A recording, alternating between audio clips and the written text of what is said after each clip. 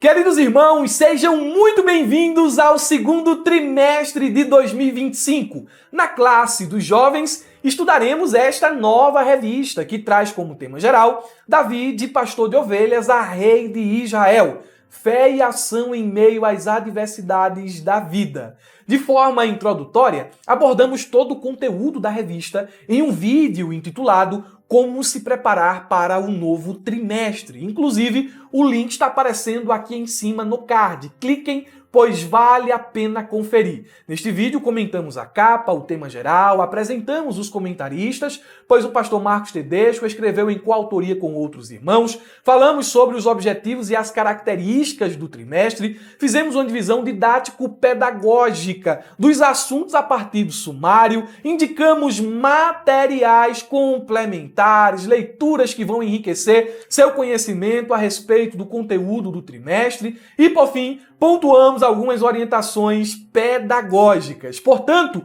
hoje nós iremos direto ao assunto da lição de número 1, que tem como título Davi, escolhido e ungido pelo Senhor. Os nossos objetivos específicos são, em primeiro lugar, apresentar como se deu o chamado de Davi. Em segundo lugar, entender a relação entre a soberania de Deus e a vocação divina. Por fim, enfatizar que o Senhor conhece o nosso coração. Cumpriremos estas finalidades mediante a explicação e aplicação dos pontos e subpontos que estão na própria lição. O nosso texto bíblico base é 1 Samuel, ou 1 Samuel, não se diz primeira, não é? É 1 Samuel, capítulo 16, versículo 1 ao versículo de número 13, já que o nosso objetivo é falar sobre a biografia de Davi. O texto principal diz: Sonda-me, ó Deus, e conhece o meu coração. Prova-me e conhece os meus pensamentos. Salmo de número 139 e o verso 23. Comparando traduções, eu vou ler a paráfrase NTLH, o versículo 23, ou melhor, verso 23 e verso 24 como complemento. O texto diz: ó Deus, examina-me e conhece o meu coração. Que oração, não é? Prova-me e conhece os meus pensamentos. Vê se há em mim algum pecado e guia-me pelo caminho eterno. Vamos comentar essa passagem bíblica em 3 pontos, levando em consideração o contexto da lição e o entendimento de que o Salmo 139 foi escrito por Davi. O primeiro ponto, a onisciência divina e a total dependência do homem. Davi reconhece que o Deus de Israel não apenas contempla os atos exteriores dos homens, mas penetra nos recônditos da alma. O pedido de Davi não é um mero desejo de ser examinado, mas um reconhecimento de que somente Deus pode revelar ao homem sua real condição espiritual. Às vezes nós podemos nos enganar a respeito de nós mesmos. É por isso que há um texto no Novo Testamento em que Paulo diz assim, olha, eu sei que é o Senhor quem me julga. Então eu não me dou por satisfeito, porque no meu julgamento está tudo bem. Mas quem me julga é o Senhor. E Ele me vê além das aparências. O segundo ponto nos diz a necessidade da santificação e do coração alinhado com Deus. O verbo sondar implica um exame minucioso, é esquadrinhar. É uma provação que expõe tudo o que está oculto. Esse apelo ressoa com o ensino bíblico de que o coração humano é enganoso e desesperadamente corrupto, conforme Jeremias capítulo 17 e o versículo de número 9. Portanto, nós necessitamos que o nosso coração seja exposto à luz da verdade divina. O verdadeiro servo do Senhor não confia em sua própria percepção, mas submete-se ao escrutínio de Deus. Sua vida está constantemente sendo avaliada pelo Senhor, sua vida está constantemente sendo contrastada com a palavra revelada, a Bíblia Sagrada. Por fim, a disposição para a obediência e a conformidade com a vontade de Deus. Davi não busca apenas por uma revelação de sua condição, mas ele almeja ser transformado. É por isso que o verso de número 24 diz assim: vê se há em mim algum pecado. E Senhor, se há em mim algum pecado, guie-me pelo caminho eterno. O homem escolhido por Deus como rei de Israel passou por um processo de capacitação, quebrantamento, porque Deus quebranta aqueles que ele separa e escolhe. Passou por um processo onde ele pôde conhecer Deus não só intelectualmente, mas também relacionalmente. E a gente vê a partir dos salmos que Davi escreveu que ele era alguém que conhecia Deus não só na esfera do teórico, mas na esfera da experiência pessoal. Este foi o homem tirado do meio das ovelhas para assentar-se no trono de Israel. O resumo da lição diz: Davi foi escolhido e ungido por Deus para uma grande missão que incluía preservar o povo escolhido e a linhagem real do Messias. Eu destaco aqui, inclusive no subsídio está em negrito, o termo escolhido, ungido e missão. Davi foi escolhido pelo próprio Deus dentre os seus irmãos, não segundo a aparência exterior, mas conforme o propósito divino. Ele foi ungido pelo profeta Samuel, recebendo a capacitação do Espírito Santo para cumprir a sua vocação. E sua missão ia além do governo terreno de Israel, pois incluía a preservação do povo da aliança e da linhagem régia, da qual viria o Messias prometido. Por isso destaquei: escolhido, ungido e missão. Aquele que executou a missão de forma eficaz, de forma obediente, aquele que cumpriu aquilo que de Deus recebeu como orientação, foi escolhido e ungido, foi separado e capacitado. Vamos à exposição dos pontos e subpontos, mas antes quero me dirigir aos nossos irmãos que me assistem pelo YouTube. Curtam, comentem e compartilhem. Quando os nossos irmãos fazem isso, o YouTube automaticamente indica esse conteúdo a mais pessoas. Os irmãos estarão, então, nos abençoando. A gente não coloca chave Pix aqui, não pede dinheiro dos irmãos. O que a gente pede é só essa ajuda, essa colaboração em curtir, comentar e compartilhar. Em reciprocidade, sempre deixo aqui para vocês o subsídio que utilizo como roteiro para esta aula. Deus abençoe. Meus irmãos da Ferramenta EBD, um abraço especial a todos vocês. Façam uso dessa pré-aula, do subsídio, dos materiais exclusivos que estão na plataforma da Ferramenta, infográfico, fluxograma, dinâmica, os cursos de capacitação, o Motion, o slide profissional, tudo que tem dentro da plataforma da Ferramenta e é de acesso exclusivo de vocês, façam o melhor uso possível. Inclusive, eu quero indicar que vocês reassistam a aula do pastor Marcos Tedesco, que é o comentarista do trimestre. A aula está disponível nesse momento somente na plataforma da Ferramenta EBD. O pastor Marcos Tedesco trouxe uma visão panorâmica do conteúdo de todo o trimestre e, como autor da revista, do livro de apoio, ele pôde falar com propriedade, ele pôde mostrar aqui qual foi a sua didática ao trabalhar esse tema. Assista o vídeo, é importante para os nossos irmãos. Quem não faz parte da Ferramenta EBD, estou deixando aqui embaixo o link para você conhecer essa plataforma, que é o local onde o superintendente, o dirigente, o professor, o adjunto, o secretário e o tesoureiro da escola dominical encontram tudo o que precisam em um só lugar. O link está aqui embaixo. Ponto de número 1, o chamado de Davi. E o subponto 1 diz: tempos difíceis. É um subponto de contextualização. A lição nos diz: nos dias de Davi, Israel passava por uma série de situações que despertava certa preocupação. Então, eu vou estabelecer aqui o contexto social, o contexto político e o contexto espiritual. Lembrando que eu não vou falar especificamente do contexto, desses contextos aqui, à luz da introdução do livro de 1 Samuel. Não. Eu vou ser mais específico e falar desses contextos a partir da referência de Davi, do momento em que Davi é escolhido. É óbvio que a transição de Juízes para o primeiro livro de Samuel vai influenciar os contextos aqui, mas eu vou ser mais específico na questão cronológica dos eventos. Olhando aqui, por que os tempos são difíceis? Já que o subponto 1 traz essa expressão, tempos difíceis.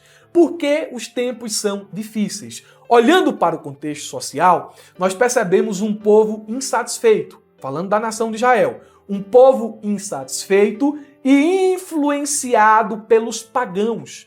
Israel encontrava-se em um período de instabilidade social, oscilando entre a fidelidade à aliança mosaica e a influência das nações vizinhas, sobretudo os filisteus, que dominavam militarmente e impunham a sua cultura, como se vê em 1 Samuel, capítulo 13, versículo 19 ao 22. Esse era o contexto social, um contexto de instabilidade. Em segundo lugar, temos o contexto político. Aqui já tinha acontecido a transição de teocracia para monarquia. Mais à frente a gente vai definir esses termos. Porém, olhando especificamente para o capítulo de número 16 de 1 Samuel, nós vemos um reino em crise. E a necessidade de uma nova liderança. Saul, inicialmente visto como um líder ideal, falhou em obedecer aos desígnios de Deus, demonstrando impaciência e arrogância ao usurpar funções sacerdotais e desobedecer ordens diretas do Senhor. Sua rejeição abriu espaço para a busca de um novo rei. Desta vez, não segundo o coração do povo, mas segundo o coração de Deus. O Senhor, ainda, olhando aqui para esse texto, o Senhor ainda falava com os seus servos. E no caso aqui, o canal era o profeta Samuel. E Deus disse a Samuel, eu rejeitei Saul. Saul eu rejeitei, já achei alguém segundo o meu coração. E esse momento aqui do capítulo de número 16, que inclusive é a nossa leitura bíblica, o nosso texto base, mostra justamente o momento da escolha e unção de Davi. Então o contexto político também era de instabilidade. O rei que estava sentado no trono já havia sido rejeitado por Deus. Quando olhamos para o contexto espiritual, meu Deus, era um problema grave, não é? O povo estava sempre um pé no caminho da apostasia e um pé no caminho da fé e da obediência. E essa oscilação trouxe tantos prejuízos ao povo de Israel, a gente percebe que a voz profética, ela foi suprimida. Fazia muito tempo que Deus não falava à nação, até que Samuel é introduzido na história. Mesmo dentro da casa sacerdotal, mesmo dentro da casa do sumo sacerdote, o pecado, a imoralidade, o desrespeito ao sagrado já havia se instalado. A condição da família de Eli, ela meio que revelava a condição espiritual do povo de Israel nos dias de Samuel e nos dias de Saul e Davi. Olhando para esses contextos, percebemos que os tempos, de fato, eram difíceis. Como se não bastasse, em meio a toda essa crise no âmbito social, no âmbito político e no âmbito espiritual, Israel enfrentava uma guerra sangrenta contra os filisteus. Então, foi nesse momento de crise e de incerteza que um jovem, segundo o coração de Deus, foi escolhido para ser rei de Israel. O subponto 2 diz, Samuel, um profeta em Israel. A lição nos diz, Samuel entra em cena envolto em uma história inspiradora, um verdadeiro presente de Deus, fruto de uma oração impressionante de Ana. Cresceu servindo ao Senhor e ao longo de sua vida teve uma destacada importância à frente do povo de Israel. Quando nós olhamos para a biografia de Samuel, nós estamos diante de uma história de fato inspiradora. Samuel, fruto de oração, dedicado desde a infância aos serviços do templo, demonstrou uma fidelidade, demonstrou um apego, uma fé extraordinária, mesmo na casa de Eli e convivendo com seus filhos corruptos Samuel demonstrou viver de forma diferente, de uma forma que agradava a Deus. O silêncio profético foi quebrado. Deus começou a falar com Samuel. E através de Samuel, Israel voltou a ouvir os oráculos de Deus. Samuel era respeitado de uma extremidade à outra. Samuel era respeitado nos territórios mais longínquos, como um homem de Deus. Até mesmo no final de sua vida, ninguém poderia lhe acusar de nada. Seus filhos não seguiram o mesmo caminho seu. Mas, quando nós analisamos o texto bíblico, ao que tudo indica, diferente de Eli, Samuel não passou a mão na cabeça dos filhos. E, inclusive, Samuel chega até a dizer: se eu fiz alguma coisa errada aqui no meio de vocês, apontem o meu pecado. Era um homem íntegro. Foi um homem de Deus que exerceu um ministério extraordinário em um tempo difícil. E Samuel, ele foi esse elo entre teocracia e monarquia. Mas o que é teocracia e o que é monarquia? O livro de Samuel marca esta transição. Olhando do livro de Juízes para trás, até o comecinho do próprio livro do profeta Samuel, olhando para trás, a gente vai perceber que o povo de Israel não tinha rei. E o povo vivia em uma teocracia. Teocracia era o governo direto de Deus sobre Israel, mediado, deixa-me só observar aqui, pronto, mediado por líderes escolhidos por Deus, como Moisés, Josué e os juízes. As decisões políticas e militares eram guiadas pela revelação divina e a aliança mosaica estabelecia os princípios de justiça e santidade que o povo deveria seguir. O povo, influenciado pelas demais nações, começou a pedir um rei. Queremos um rei como as demais nações. E nesse momento o Senhor permitiu que houvesse essa mudança estrutural profunda na forma de governo, de teocracia para a monarquia. A monarquia ela foi estabelecida justamente em resposta a esse desejo. Embora Deus já houvesse previsto a possibilidade de um rei dentro de seus propósitos, a motivação de Israel ela foi carnal, refletindo uma falta de confiança no governo divino. A transição, como já pontuei aqui, marcou uma mudança estrutural e profunda, pois o rei assumiria agora as responsabilidades civis e militares antes pertencentes aos juízes e profetas, embora continuasse sujeito à lei de Deus e à orientação profética. Qual foi o papel de Samuel? Qual foi o papel de Samuel nesse período? Pois bem, Samuel, ele, como juiz, representava a liderança teocrática, chamando Israel ao arrependimento e à obediência à aliança. Mas houve a transição. E como profeta, ele foi um instrumento de Deus para a unção dos primeiros reis, Saul e Davi, deixando claro que a realeza deveria estar subordinada à vontade divina. Então Samuel tem um papel importante nesse período. O subponto 3 diz: Deus chama Davi. E eu quero que você leia todo o capítulo 16, ou melhor, pelo menos o capítulo aqui que está, aliás, as referências que estão aqui como texto bíblico, versículo 1 ao versículo de número 13. A lição nos diz o seguinte: o chamado de Davi nos traz importantes oportunidades de aprendizado.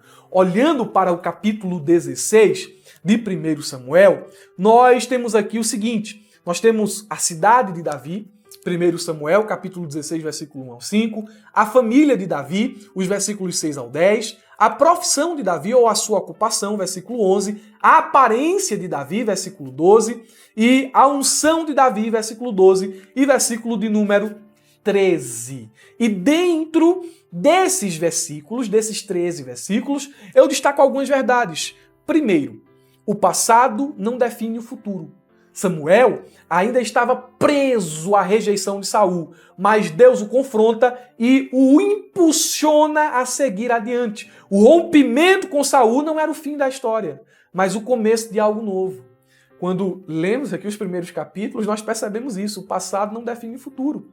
Então, às vezes o Senhor nos cutuca, às vezes o Senhor nos acorda para que a gente se desprenda do passado e viva algo novo. Em segundo lugar, o medo não pode governar as decisões. Está no versículo de número 2. Samuel sabia que ungir um novo rei poderia custar sua vida. Saul já estava meio louco. Saul já estava agindo de forma agressiva e irracional. Inclusive, ele podia até mesmo matar o próprio profeta Samuel. Samuel não duvidava disso. Mas Deus deu estratégias ao profeta para que ele fosse até a cidade de Davi, em sua casa, e o ungisse como rei de Israel. E meus irmãos, prestem atenção aqui. Dentro da nossa vocação, dentro do nosso chamado, haverá momentos em que o Senhor nos fará passar por situações perigosas, mas Ele estará conosco, nos guiando e nos orientando. Em terceiro lugar, a lógica humana nem sempre reflete a escolha divina. Porque quando Samuel chegou na casa de Jessé e ele viu Eliabe, ele supôs que Eliabe fosse o escolhido. Sua aparência era imponente e sugeria liderança, mas Deus rejeitou essa avaliação superficial de Samuel. Por mais que o homem se aproxime de Deus, ele vai continuar sendo homem, sujeito a erros e falhas. Deus disse a Samuel, dentro do texto bíblico aqui, olha, você vai ungir quem eu disser. E quando ele viu Eliabe, ele se precipitou. Ele disse consigo mesmo, aqui ó, esse é o homem. Não pode ser outra pessoa. Essas qualidades aqui é o homem que Deus quer ungir. Só pode ser ele. Só que a lógica humana nem sempre reflete de fato a escolha divina. O Senhor não se deixa guiar por critérios externos, ele vê o coração. Em quarto lugar, Deus chama os esquecidos. Deus chama os esquecidos. Não se preocupe onde você mora, não se preocupe se ninguém lhe vê. Há um Deus no céu que vê todas as coisas. Ele chama os esquecidos. Davi nem sequer foi chamado inicialmente para a apresentação dos filhos de Jessé. Ele estava no campo, cuidando das ovelhas, fora do radar da família e da sociedade. Mas Deus frequentemente chama aqueles que o mundo ignora. Seu olhar não se fixa na projeção social, mas na disposição de servir. E ele viu dentre os filhos de Jessé alguém que tinha um coração ensinável, alguém que estava servindo com fidelidade, mesmo nas coisas pequenas. Davi estava lá. Quando Deus lhe chamar, quando chegar o momento de Deus lhe separar, ele sabe onde lhe encontrar. Ele sabe o que você está fazendo. Ele sabe a hora e o momento certo de operar grandemente em nossa vida. E por fim, o chamado vem antes da posição e a capacitação acompanha o chamado. Davi ele foi ungido, mas não assumiu o trono de imediato. Houve um período de preparo, provações e amadurecimento. Não é que Samuel derramou o azeite sobre Davi e ele foi lá tomar o trono de Saul. Ele esperou o tempo de Deus. Ele esperou o momento certo. Além disso, essa unção, há muitas coisas aqui para se falar, mas eu estou resumindo.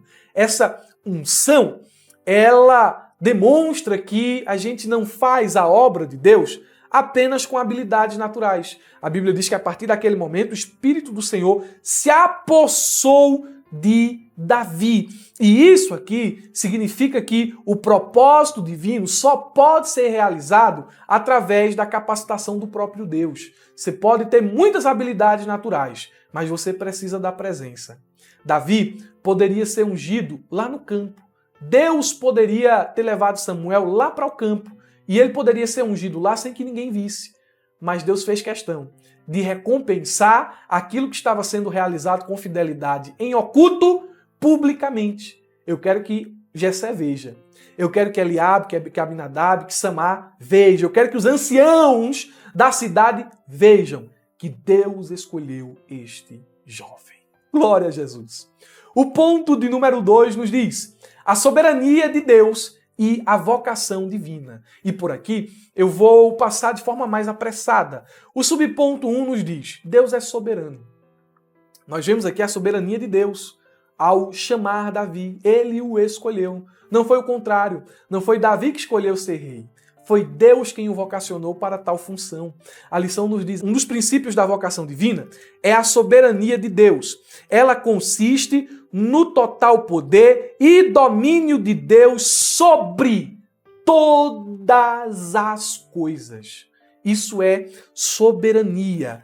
Deus reina, Deus governa, Ele é soberano e está acima de tudo e de todos. Porém, nós precisamos definir soberania dentro dos parâmetros bíblicos e daquilo que cremos, porque o autor ele vai falar sobre a relação entre a soberania e o livre-arbítrio. Há por aí uma confissão de fé em que se defende que o homem não tem livre-arbítrio, que o homem tem apenas livre agência. Mas para mim, livre agência é quase praticamente a mesma coisa de livre-arbítrio.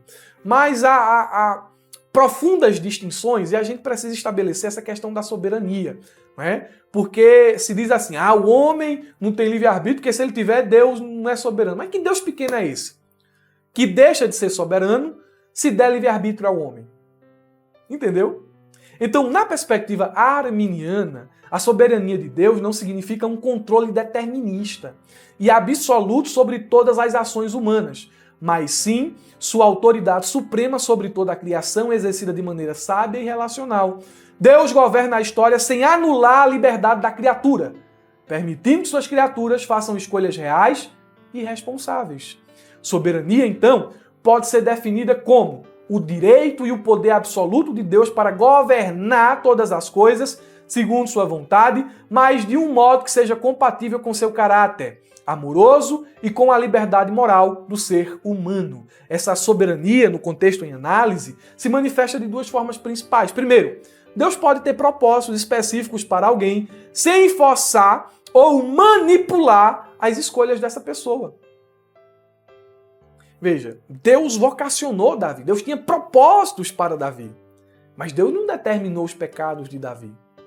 Deus não determinou, escreveu cada detalhe bom ou ruim da vida de Davi. Ele tinha um propósito, ele tinha um objetivo. E apesar das falhas, apesar dos erros, não é? Apesar das limitações, Davi abraçou esse propósito.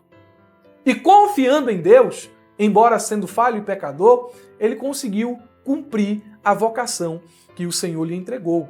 Em segundo lugar, Deus governa sem precisar determinar cada detalhe. Deus rejeitou Saul por sua desobediência e escolheu Davi, mas o caminho de Davi não foi mecânico ou programado como um robô. Entendeu a diferença aqui, não é? Quando a gente fala sobre soberania no aspecto arminiano e soberania no aspecto calvinista. Porém, a discussão é muito mais ampla e não é o nosso objetivo entrar por esse caminho. O subponto 2 nos diz o que é vocação divina. A lição nos fala: a nossa vocação pode não seguir os moldes de alguns personagens bíblicos, como Abraão, Moisés, Davi, Jeremias. Talvez não sejamos ungidos por um velho profeta, surpreendidos por uma sarça ardente, tenhamos os nossos lábios tocados ou ainda ouçamos uma ordem clara nos enviando para longe. Mas uma coisa é certa, Deus tem uma vocação para cada um de nós. Deus tem um chamado específico em nossas vidas. Eu não sei qual é o meu chamado, eu não sei o que é que Deus quer para mim. Leia a Bíblia. Você vai ver lá em Mateus capítulo 28 que há um chamado ali que diz respeito a todos os homens. Você vai ver lá no primeiro livro de Tessalonicenses, se eu não me engano, capítulo 4, qual é a vontade de Deus para as nossas vidas, é a santificação. Então, quando nós olhamos para as Escrituras, nós começamos a perceber que há sim um plano específico de Deus para nós. E olhando para as Escrituras, enquanto o Senhor não revela aquilo que é mais íntimo, aquilo que é mais individual, aquilo que é mais personalizado, a gente deve ir cumprindo sua vontade revelada, sendo fiel, evangelizando, cumprindo o ID, vivendo em santificação, até que então ele revele, até que então a gente perceba qual é a função específica que o Senhor quer de nós. E esse chamado, ele acontece de muitas maneiras, de muitas formas, como olhamos para a Bíblia aqui. Alguns podem contar histórias extraordinárias, outros não. Mas uma coisa é certa e uma coisa é verdade. Deus chama todos os seus filhos. Ele chama o ímpio para a salvação, o salvo para a santificação e o santificado para realizar os seus propósitos, realizar a sua obra. O subponto, vixe como está andando rápido, né? O subponto 3 diz assim, buscando a nossa vocação. A lição nos diz, é importante frisar que a nossa vocação divina pode não ser pregar para multidões, pastorear grandes igrejas, ou ainda ser um famoso ministro de louvor. Salomão edificou o templo, mas quem assentou os tijolos? Neemias reconstruiu os muros. Mas quem eram as pessoas que estavam ao seu lado? Busquemos com sabedoria a direção do Senhor para as nossas vidas. Irmãos, às vezes, quando a gente pensa em vocação no aspecto mais personalizado e individual, a gente sonha com grandes coisas. A gente não olha para o que de fato é a vocação em si, mas a gente olha para a plateia. Fama, honra, aplauso. E nem sempre é assim. Deus chama os anônimos. Deus chama pessoas para serem anônimas. E isso é extraordinário. Tem gente que não ama a igreja, ama o ministério na igreja. Tem gente que não ama o Senhor, ama aquilo que o ministério proporciona. A questão, irmãos, aqui não é quantidade, não é visibilidade. A questão aqui é fidelidade. Eu sempre digo isso nas capacitações de professores que eu participo, que o importante não é a quantidade, o importante é cumprir a missão. Eu dou aula aqui, e a aula de adultos e a aula de jovens atinge muitas pessoas. O subsídio que eu escrevo aqui chega para muita gente. 10, 20, 30 mil pessoas por semana. Mas eu saio de casa para dar aula a 2 pessoas na escola dominical, 3, 4. Uma pessoa, se tiver uma pessoa lá, eu vou dar aula a ela. Por quê? Porque o importante não é a quantidade. O importante é cumprir a missão. É saber que eu estou no centro da vontade de Deus. Como Davi. Seja cuidando das ovelhas, ou seja assentando-se no trono de Israel. Vamos progredir? O ponto 3 diz, o Senhor vê o coração. E aqui nós temos um ponto aplicativo. O que o homem vê, o que Deus vê, como somos vistos. O primeiro ponto, a lição nos diz, o ser humano tem uma inclinação natural para julgar seus semelhantes com base naquilo que pode ser percebido externamente. A aparência física, as palavras bem colocadas, um gesto adequado à ocasião, as roupas bem escolhidas, a eloquência na argumentação, as causas defendidas, a seleção de fotos e as edições feitas para as redes sociais, tudo é levado em conta ao atribuir um juízo de valor sobre alguém que estamos conhecendo. Se alguém se destaca nesses critérios, facilmente será admirado, desejado e seguido. O contrário também se aplica. Quando são rejeitados, o contrário também se aplica. Quantos são rejeitados e alvos de preconceito por conta de sua aparência? O que é que os homens valorizam? Os homens valorizam a aparência externa. Ah, irmão Murilo, todo mundo. Em certo grau, uns mais que outros, nós somos assim. Nós nos impressionamos com a aparência. Você se impressiona com a aparência, eu me impressiono com a aparência. Só que Deus não. Os homens olham para aquilo que é externo, os homens ignoram os pequenos e os desprezados, e os homens esperam qualificações imediatas. Você vê, no momento em que Deus chama Davi, no momento em que ele é ungido por Samuel, quem é que enxergaria naquele rapaz ali um chamado? Quem é que enxergaria naquele rapaz ali grandeza? Ninguém. Deus vê o que ninguém vê. O homem vê a aparência. Deus vê aquilo que o homem não vê. Às vezes nós rejeitamos. Às vezes nós nos enganamos com certas pessoas.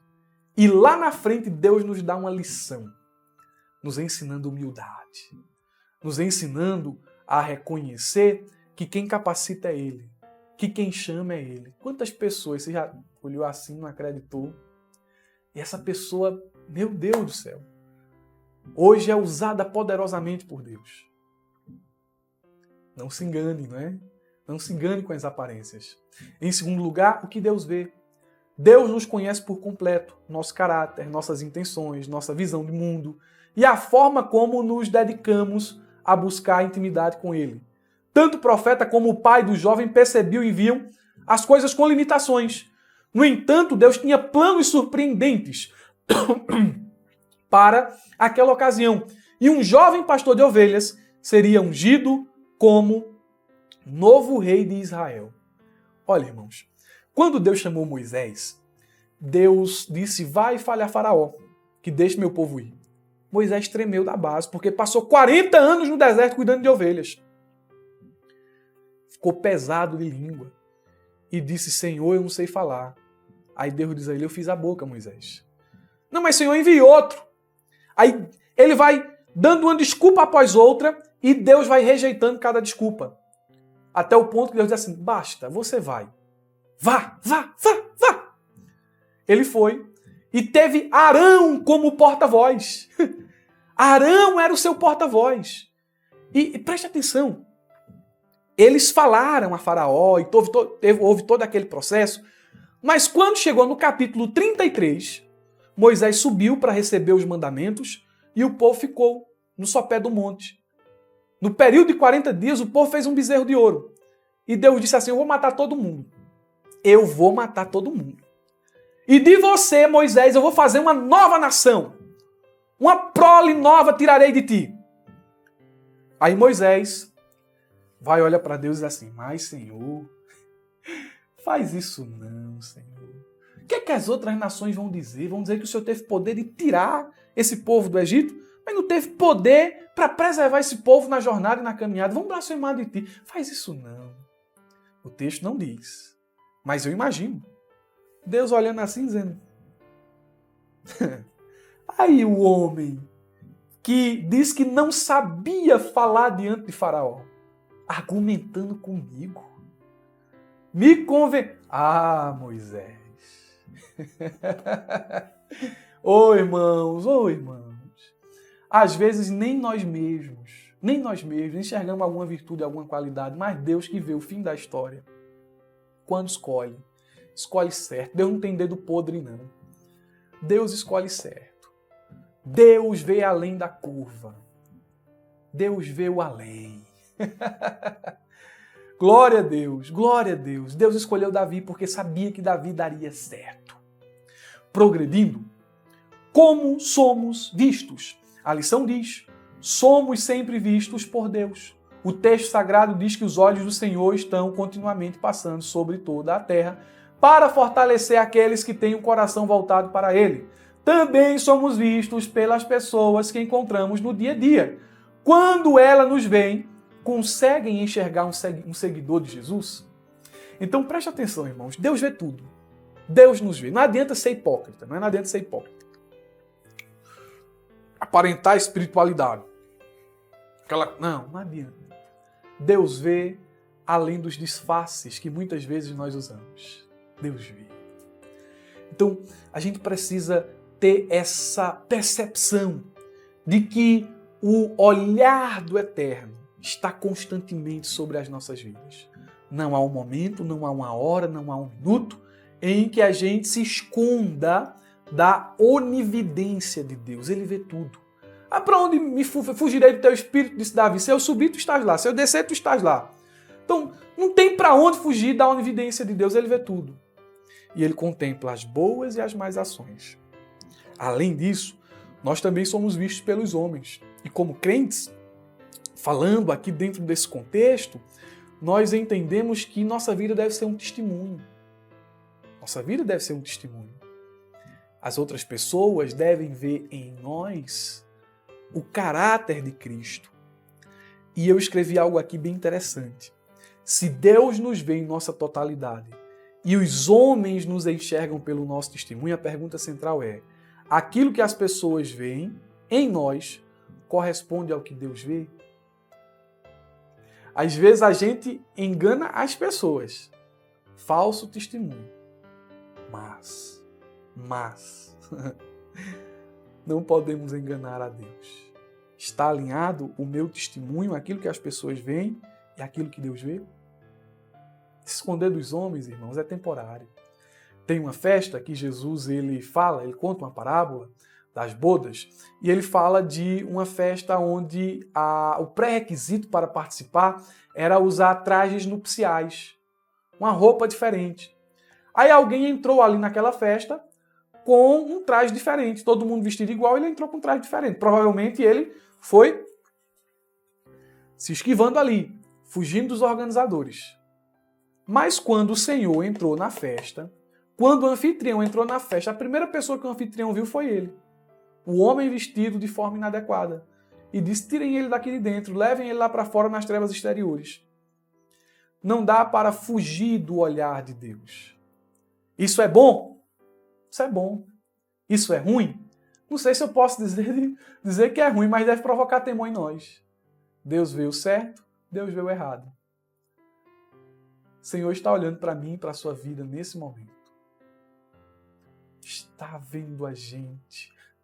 Está sondando cada pensamento, cada sentimento do coração, cada intenção. Deus está vendo tudo.